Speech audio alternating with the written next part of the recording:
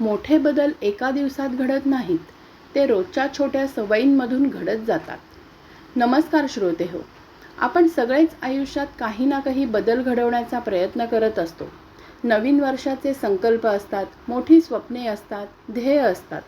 पण काही दिवसांनी उत्साह कमी होतो आणि आपण पुन्हा जुन्याच सवयींकडे वळतो. मग प्रश्न पडतो, खरंच बदल घडवायचा असेल तर सुरुवात कुठून करायची? याच प्रश्नाचे अतिशय साधे आणि व्यावहारिक उत्तर देणारे पुस्तक म्हणजे जेम्स क्लिअर यांचे ॲटॉमिक हॅबिट्स. मराठी वाचकांसाठी या पुस्तकाचा अनुवाद सुदर्शन आठवले यांनी केला आहे. या पुस्तकाचा सर्वात सुंदर विचार म्हणजे मोठे परिणाम मिळवण्यासाठी नेहमी मोठ्या कृतींची गरज नसते. छोट्या कृती सातत्याने केल्या तर त्यांच्यात मोठा बदल घडवण्याची ताकद असते. कल्पना करा, दररोज स्वतःमध्ये फक्त 1% सुधारणा करण्याचा प्रयत्न केला तर? आज कालपेक्षा थोडं चांगलं, उद्या आजपेक्षा थोडं चांगलं.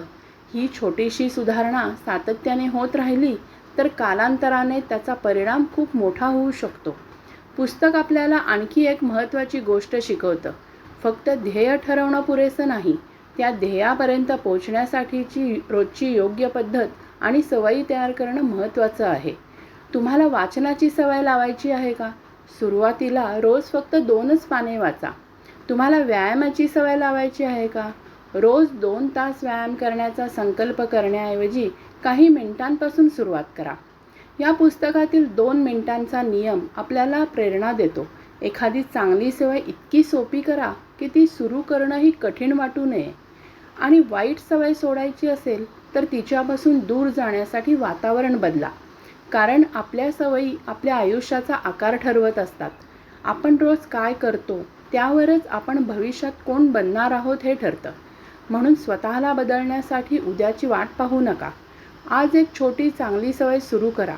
कारण मोठं यश एका मोठ्या निर्णयातून मिळेलच असं नाही, पण छोट्या छोट्या योग्य निर्णयांची रोजची साखळी नक्कीच मोठा बदल घडवू शकते. अशाच प्रेरणादायी पुस्तकांच्या सहवासासाठी वाचनवेध चॅनलला सबस्क्राईब करा.